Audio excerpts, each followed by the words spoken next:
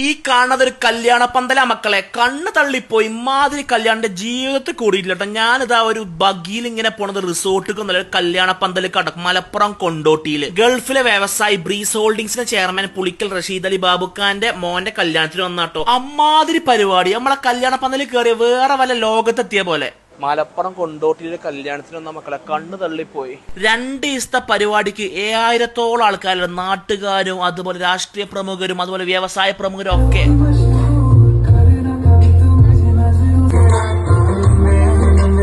അപ്പോൾ അതാണ് നമ്മുടെ ഡെലീഷ്യന്റെ ടീം ഫുഡ് വരെ ചെയ്യണത്. ഞാൻ കല്യാണത്തിന്റെ സംഭവം കാര്യങ്ങളൊക്കെ കണ്ടു. ഇനി ഭക്ഷണത്തിന്റെ കാര്യം എനിക്ക് കാണുന്നുണ്ട്. അത് ഇതിലേക്കാരം ഞെട്ടിക്കൂലങ്ങള്. തീർച്ചയായും നമുക്ക് ഡെയിനിലേക്ക് പോവാം. ഇതിപ്പോ നമ്മളെ സ്റ്റേജാണ്. ഇവിടെ നമ്മൾ ഉദ്ദേശിക്കുന്നത് 2 ദിവസമായിട്ട് ഫംഗ്ഷൻ ഉള്ളത്. ഏകദേശം ഒരു 7000 പാക്സ് ആണ് ടോട്ടല് 2 ദിവസത്തിന്. ഡൈനിങ് ഏരിയ അൾട്രാ ലക്ഷറി ചെയ്തുകൊണ്ട് വാം ലൈറ്റിംഗ് കൊടുത്തു. പക്ഷെ അതിനേക്കാളും എനിക്ക് പറയാനില്ല, വേറെ കല്യാണത്തിനും കാണാത്തൊരു സംഭവം ഇവിടെ കണ്ടുട്ടോ. ഒരു ഫ്രൂട്ട്സ് കൗണ്ടർ, വിദേശത്ത് നിന്ന് ഇമ്പോർട്ട് ചെയ്ത പലതരം ഫ്രൂട്ട് നമ്മുടെ നാട്ടിൽ കാണാത്ത, നമ്മുടെ ഗോൾഡൻ ബെറി അതുപോലെ red currant, peaches, peeled pineapple, lychee, അങ്ങനെ പല പല സംഭവങ്ങൾ. കൊളംബിയന്നും അതുപോലെ ഹോളണ്ടിന്റെ ഒക്കെ പല പല ഫ്രൂട്ട്സ് ഇവിടെ കണ്ടിട്ടോ. അത് ശരിക്കും ഞെട്ടിച്ചു. വേറെ കല്യാണത്തിൽ ഞാൻ കണ്ടിട്ടില്ല കേട്ടോ. ഞാൻ ഒരുപാട് ലക്ഷറി കല്യാണം കൂടിയിരുന്നു, പക്ഷെ ഇങ്ങനത്തെ ഫ്രൂട്ട്സ് കൗണ്ടർ എവിടെയും കണ്ടില്ല. അതുപോലെ തന്നെ സാലഡ്സ്, ഒരു 5 സ്റ്റാർ ഹോട്ടൽ ഗ്രാൻഡ് ഹയത്തിലൊക്കെ പോയ ഒരു ഫീൽ എനിക്ക് കിട്ടിയത്. ഷെഫ് ഇവിടെ കുറെ സാലഡ് ഉണ്ടല്ലോ, ഞാൻ ഞെട്ടിപ്പോയി കേട്ടോ. ഇവിടെ കുറച്ച് ഫുഡ് ഒറ്റപ്പെട്ട് നിൽക്കുന്ന പോലെ തോന്നി. അപ്പൊ എന്താ സംഭവം ചോദിച്ചു നോക്കാം ഇവിടുത്തെ ആളോട്. ഇതെന്താ സംഭവം എനിക്ക് മനസ്സിലായില്ല. ഇത് റണ്ണിങ് കൗണ്ടർ ആണ്. അതായത് നല്ല ക്രൗഡ് തിരക്കുള്ള സമയത്ത് നമ്മള് ഗസ്റ്റിന് 2ാമത് കൗണ്ടറിലേക്ക് പോകാൻ ഫുഡ് ഉണ്ടാകുമ്പോ അപ്പൊ സമയത്ത് ഇതിന്ന് ഇതേപോലെ നമ്മള് നല്ല ചൂടുള്ള സംഭവം. ഇത് ബെൻമേരി, നമ്മളെ റിയൽ ബെൻമേരിയാണ് ഗ്യാസിനെ ചെയ്യുന്നത്. അപ്പൊ നമുക്ക് ഇതിന്ന് റൈസ്, അത്യാവശ്യമുള്ള items, rice, masala, gravy, fry, പ്രധാനപ്പെട്ട സാധനങ്ങൾ ഇതിലുണ്ടാവും. സെൽഫ് ആയിട്ട് ഇത് നല്ലൊരു പരിപാടിയാണ്. ബൊഫയിൽ പോയി തിരക്കണ്ട നമുക്ക്. അപ്പോ സീ ഫുഡ് കൗണ്ടർ പോയപ്പോ കടലിൽ എല്ലാവരും ആ കൂട്ടിലേക്ക് ഉണ്ട് കേട്ടോ. ഒരാളിങ്ങനെ അവിടെ ഇങ്ങനെ പൊരിച്ച് കൂട്ടുണ്ട് തവയില്. പിന്നെ വേറെ കൗണ്ടറിലേക്ക് പോയി ഓരോന്ന് കാണാൻ എന്നെ കൊണ്ട് കഴിയില്ല മക്കളെ.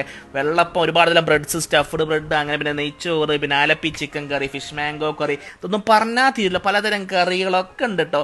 അതുപോലെ സ്റ്റ്യൂ, മട്ടൻ സ്റ്റ്യൂ ഉണ്ട്, പിന്നെ മട്ടൻ ബിരിയാണി, അറബിക് റൈസ് ഉണ്ട്, പിന്നെ നമ്മുടെ കാടയും, പിന്നെ സ്പ്രിംഗ് കോയ പൊരിച്ചത്, പിന്നെ ടിക്ക കബാബ്, ബീഫ്, സിൽവർ ആവോലി, പിന്നെ നാടൻ നമ്മളെ കപ്പ, മീൻകറി, ദോശ. കൗണ്ടർ വരെ അവിടെ ലൈവ് ഇങ്ങനെ അടിക്കുന്നുണ്ട്, പലതരം പുട്ടുകൾ, പിന്നെ ഫുൾ മീനൊക്കെ ഉണ്ട്. ഞാൻ നിർത്തി ഭക്ഷണ ഹാളിൽ നിന്ന് പുറത്ത് പോകുന്നു. എനിക്ക് കാണാൻ വയ്യാത്തൊന്നും ഇമാതിരി ഭക്ഷണം. എൻ്റെ അമ്മോ, നമുക്ക് ഇനി അടുക്കളയ്ക്കൊന്ന് പോയോക്കാം.